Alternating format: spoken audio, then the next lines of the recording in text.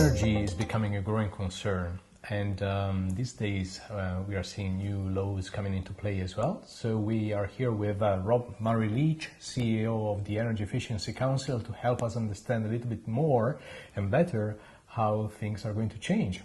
Morning, Christian. It's great to be with you. Thank you. So,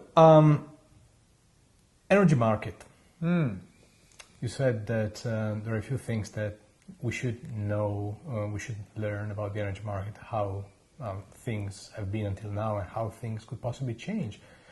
What's your view? Look, energy prices are going up, and they're going up really fast.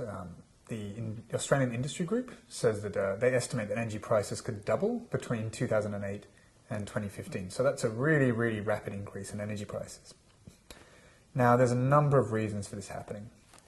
We've added on the carbon price, but if you actually look at energy bills, carbon price is only going to be about 6% of people's energy bills. You've got about 50% is, 40 to 50% is in the poles and wires. So that's transmission and distribution of electricity. So that's coming all the way from those power generators a long way away, all the way into the cities and being spread out. And then there's another 30% is in the sort of generation costs. So that's being generated out here in Latrobe Valley and in the Hunter Valley. And then there's a whole range of costs around retail. So that's your retailer has to do a lot of work to try and buy electricity and package it up and send you your bills, and they charge a bit of money as well.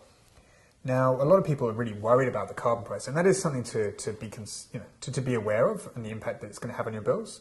But in all honesty, that's really what's great about the carbon price is it's made a lot of people look at energy for the first time in a long time and realize that energy prices are going up really, really fast, much faster in Australia than almost anywhere else in the world. Why are they going up so fast? There's a number of things.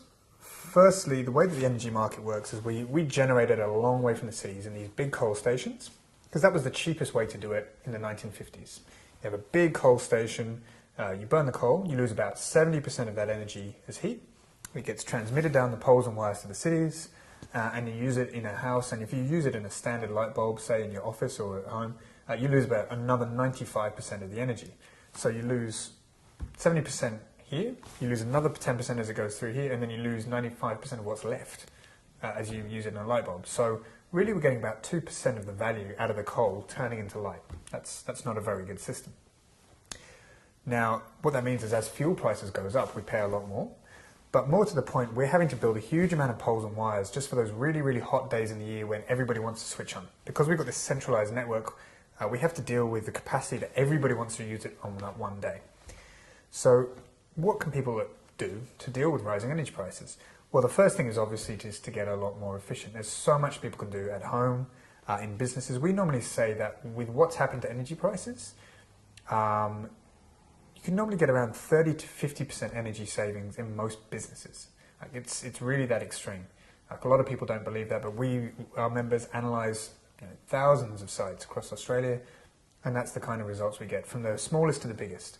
I'll give you an example. One gas company, they found out that they could save 30% of energy at their gas plant. Now, you'd think that these guys would know where their energy was going, because they were using enough power at that site for 300,000 households. But they found enough energy to save there to power 100,000 households. So there's a lot that households can do at home just to save energy, and the same with businesses. Now, there's some simple, easy stuff that households and small businesses can do.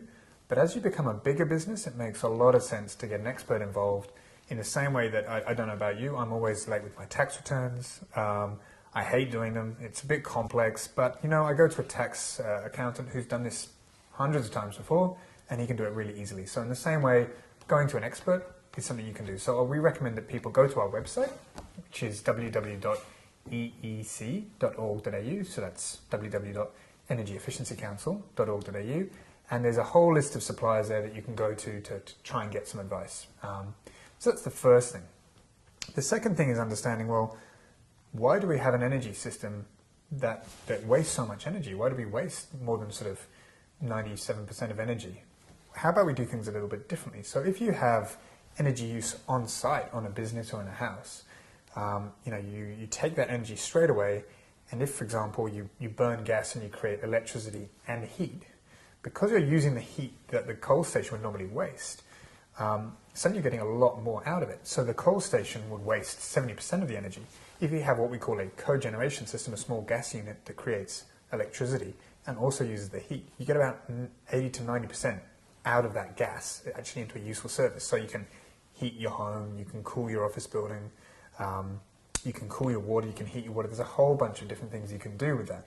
And that's obviously a lot more efficient. So you combine that, you don't lose any electricity in transmission, and then you use it with more efficient appliances in your business.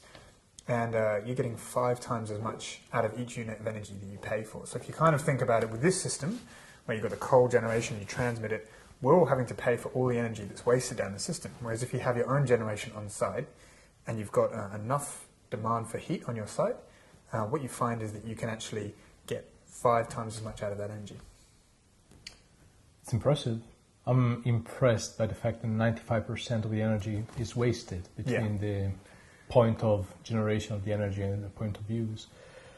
So what could people, and when I say people, it's businesses as well, obviously. What are the first 3 things that a business, for example, should do in order to become more energy efficient, or in order to start saving on energy costs? Oh, look, I'd say the first thing is to actually understand how much energy you use. We were talking to a site in Victoria, in Australia, and we talked to the site manager, and the energy bills were going to his head office. So he didn't know how much energy he was using. And they said, well, how much energy do you think you're using? He says, oh, I think it's about 80 or 90,000. And it was actually closer to $1 million every year. Wow. Yeah. So the first thing is to actually look at your bills and say, how much energy am I using now? And take into account that your energy costs could go up quite a lot over the next few years. Even if you don't use any more, you'll be charged a lot more for your energy. The second thing is to go and find some advice. So we'd say, go to our website, www.eec.org.au, and try and get a specialist in. Even if you just get somebody just to walk through, give you some free advice. The worst thing is to go and buy an expensive audit from somebody who doesn't know what they're doing. Just get in a few people to come and have a look through your site, and they'll be able to give you some ideas about what you can do. And then you normally need to sort of pay them a bit more to do a really deep analysis of what your options are. And then that's really the best way to do. So I'd say those are the number 1 and number 2, and it's really the whole option, which is 1, start to understand your energy, and 2, start talking to some experts who can help you through that process. The third thing I'd say is if you want to just start with some easy things, there's always a lot of easy things you can do with your lighting, and a lot of easy things you can do with your heating and cooling. Heating and cooling is where in buildings, most of the energy is used, most of the energy is wasted. And a lot of it is, as we say, like a lot of our work in our sector is stopping buildings being dumb.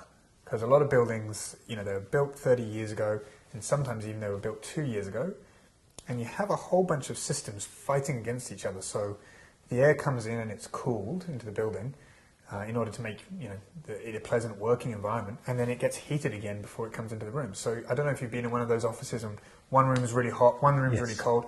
What that means is it's a horrible place to work, but it also means you're wasting a lot of energy because something's wrong with the system. Even just making a system just work exactly as it's intended, that can often save you sort of 20% of your energy use in a building. Yes. It looks like there is a lot of probably opportunities out there in the market, considering how many down buildings there are a lot of dumb find. buildings. Yes, yeah. I know, a lot of organizations are trying to upgrade and make their buildings smarter. But anyway, thank you very much for this input and for these tips on how to improve our situation towards energy consumption. I'm sure whoever is watching will be able to go to the Energy Efficiency Council and find some good advice. Thank you very much, Rob. Thanks for your time.